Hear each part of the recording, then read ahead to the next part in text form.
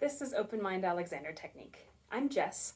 Today we're talking about one of the complicating issues that people come in with sometimes and want to work with, or might be a barrier towards how are they able to organize themselves in a way that's helpful. This is the jaw and the TMJ issues. So we're going to look today at what are the kind of functional mechanics of this, a little bit of my history with my TMJ, and things that have been really helpful for me and others. So the name TMJ is actually just the name of the joint, the temporomandibular joint. So when we name joints, the scientific names of joints, generally it's a two-part word that basically is just the two structures that are involved and connected there. So temporal is just this part of the skull, and then the mandible is the scientific term for your jawbone. So all temporomandibular joint means is the bit that connects here and there. That's all it means. So that's right there. A way to find that on yourself is to use the proximity to your ear. So this hole right there, that dark circle you can see there, that's actually the ear canal where your ear nerves go in to your brain. So if you stick your finger in your ear and just kind of waggle your jaw up and down a couple of times, I can feel it even now as I'm talking and my jaw isn't moving tremendously. Especially if you move your jaw backwards, you'll really feel that pushing back on your finger. So that's where your jaw joint is. Issues that can come up with this is due to how the jaw is structured, especially with what are the cushioning systems between those bones. So in between the mandible and the skull is a little disc of cartilage. That cartilage disc is just cushioning, and it's held on at the back with ligaments. There are various different disorders and such that can make people kind of predisposed to having issues with that. One of them is what I've got, hypermobility, which is a connective tissue disorder. So my cartilage, ligaments, and tendons all take damage quite easily. They get overstretched easily. It's like if you had a rubber band that people had just like messed with too many times, or like it's not made of a really good material, it starts to take damage. Same idea. So when people experience popping and clicking in their jaw, frequently what that comes from is that disc of cartilage has actually gotten out of place forward. And when the jaw is closed and at rest, it's actually out of place. That disc is out of place. And then when they open the jaw, the disc actually pops back in. So the popping that people will say, oh, my jaw pops, that's generally from actually you open it to a point where the disc of cartilage goes back into place. So what happens when that is out of place fairly permanently? Well, you can get into situations like what I had happen in my teens and early 20s, where the disc was out of place on both sides permanently. I went through all of the possible treatments. My parents were very proactive about take me to jaw specialist and dentist and all these different people with the rather intense pain that I was having with this, especially as a budding flute player and wanting to go to music school and to be able to pursue that full time. In order to play a flute, you need the jaw to be working. It's non-optional.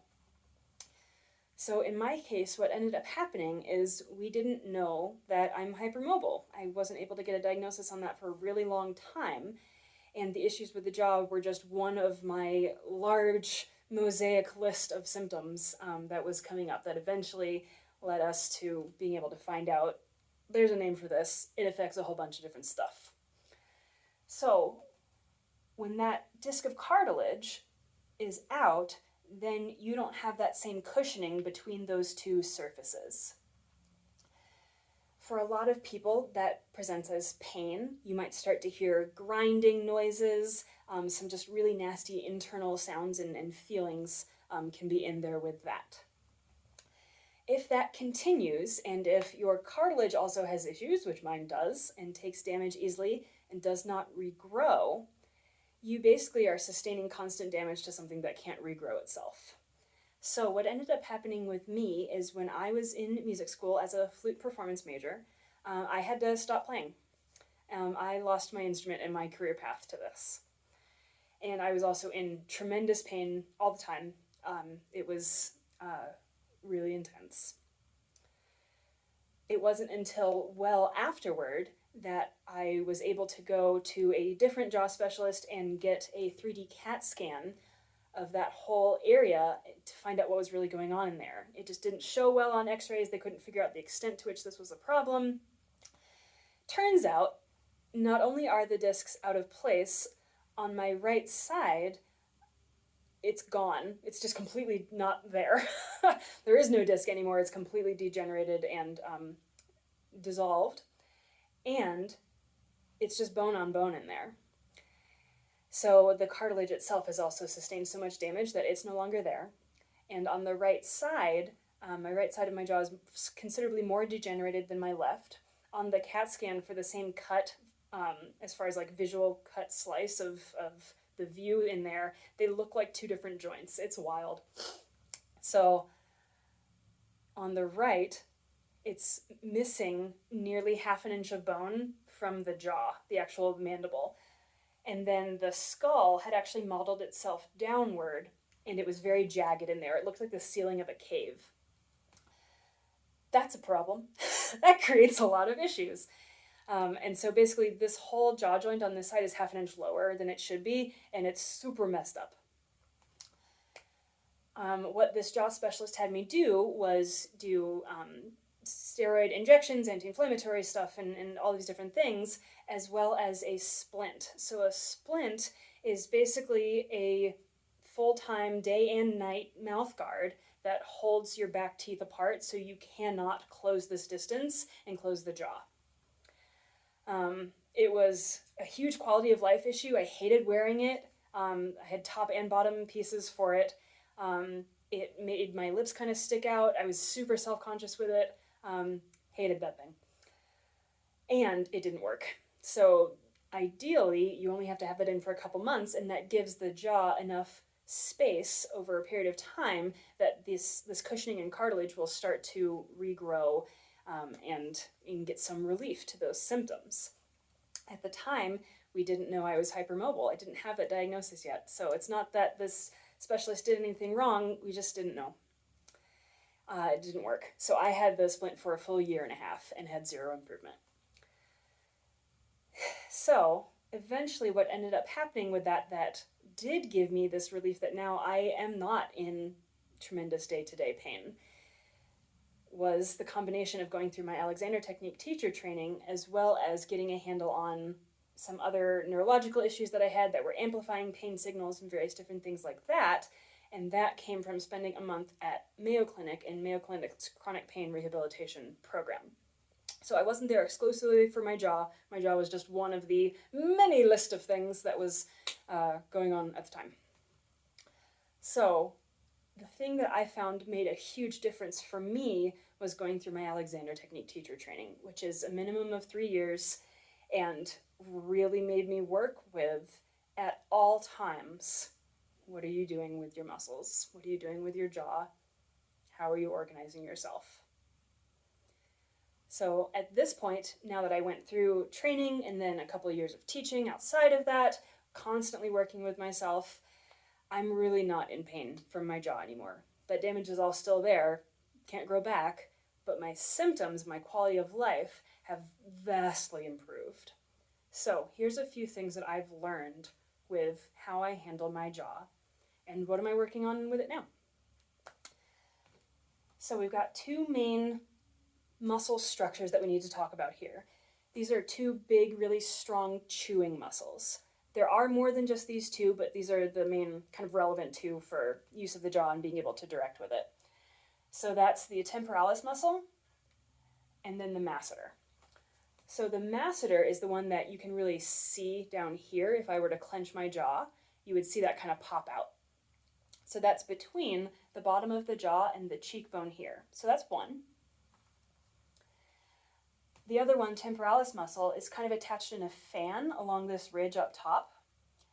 And then it goes in and actually goes behind the cheekbone and attaches to this spire of bone right in there along the jaw, which I think is really cool. That's a neat structure in there. So in their relaxed positions, they relax downward because their job is to chew, which is closing the jaw and taking it up. So our first step with working with the jaw is thinking sides of the head down. Not being very careful to not let that turn into taking the entire skull down. The skull stays where it is, just resting gently on top of the spine. And we're directing the sides of the head down and asking for a release of these muscles. Another major piece to this is, what is your neck doing? So if you look at the proximity of all of these systems in here, we've got the jaw, the ear, and the connection of the head to the neck. The scientific term for this is the atlanto-occipital joint. That's all within about an inch of each other in there. It's really tightly packed, very vital stuff in there. As a result, what your neck is doing has a big impact on how your jaw is functioning and how it feels. So I worked a lot with being able to let go of the back of my neck and not constantly be tightening it to try to hold myself into place. So asking my neck to do less, asking it to not grab onto my head, coming back to my own inherent soft nestled connection helps give me that reassurance internally to be able to allow release and not have to try to hold myself tightly in place all the time. An interesting factor that I'm working on with it at the moment is one of these cool times where, as an Alexander Technique teacher and, lifelong interest in how I'm working type of person, I don't know if this is a new habit or if I've only just noticed this habit, but the habit is actually pulling my jaw down. My kind of gut feeling and suspicion about this is it's always been there to some extent, and I'm just now at the level of awareness of myself and subtlety in the use of myself and my muscular control that now I'm finally really noticing it. I suspect that really got into play when I was wearing those splints because my jaw was constantly open. I never closed my mouth except to eat, and then it was, take the splints out, put them in the case. Then when you're done eating, you brush your teeth and you put the splints right back in. And that's the only time my mouth was closed for like a year and a half. So I suspect that during that process, I got so used to having my mouth open and needing to kind of relieve some of the pressure up on that jaw and the splint and the feeling of that pressure in there that I learned to actually keep my jaw pulled down just slightly. It's not even going to be visible on camera. It's very, very subtle, but it is activating those muscles. And so what I've been working on recently is not doing that and allowing my jaw to be allowed to close. And I'm pairing that with, again, years, well over a decade of working specifically with the jaw. I think we actually did work with the jaw right from the beginning, so that it is 15 years now of directing these muscles down, the side of the face down. I have to combine those together, otherwise I'm going to inadvertently end up going up and retightening again, which is counterproductive. So I'm basically pairing these together so that I'm not pulling my jaw down or up. I'm asking for ease and I'm directing for stability. One place where I find that quite a lot now is while I'm talking. So even right now, as I'm noticing the use of my jaw as I'm speaking, I'm kind of keeping mental tabs on how well is my jaw tracking as it's moving up and down. I have a lot of leeway forward and backward because the structures in my jaw are so degenerated. It's not a nice little socket joint anymore. It can just come out of place so easily. So I've been spending a lot of time working on that, and this is something that I'm aware of genuinely every couple minutes, if not every few seconds, all day, every day. That's the level of habitual training that I need for this. It is a lot of mental work, and it creates such incredible results once you get to the point where you can actually fundamentally change the habits of things like how you speak, how your jaw moves. So that's my current project, allowing my jaw to stay stable and really tracking as I'm speaking, as I'm chewing, as I'm drinking water, as I'm using my jaw in any way, can I make sure that it tracks evenly down and up and that I'm not moving it forward and backward any more than is absolutely necessary for whatever I'm doing? And can I ask for ease? Can I ask for ease in the throat? And can I ask for widening so that I'm not inadvertently trying to constantly pull my jaw in sideways? So directing out as well, almost as if the ears were to come apart. That's kind of the area there. So those are my directions with my jaw. Again, this isn't something that Alexander Technique can fix in the sense of, no, this isn't a joint treatment. I don't assume that I can directly impact the health or degradation level of anyone's joints. That's just not what I do. It's not what we're working on. What I find is that there is a tremendous amount of day-to-day quality of life symptom improvements, pain improvements, that can come from really learning this stuff and working with how are you doing things like chewing, things like speaking, and get a little bit more awareness of, can I do less? Can I pull less? Can I allow ease and stability? And have to basically accept it's never going to be a healthy jaw again. There is, at the moment, no medical technology that we have that can regrow my jawbone. And the negative side effects of some of the bigger surgeries that can go in there and do things with the joints in there, or with Botox and various different treatments that are there, for me and my complicated level of issues, it's not worth the risks. I still wouldn't be able to play flute anyway, because all of those things would cause negative side effects to how I form the embouchure to play the instrument. That's out.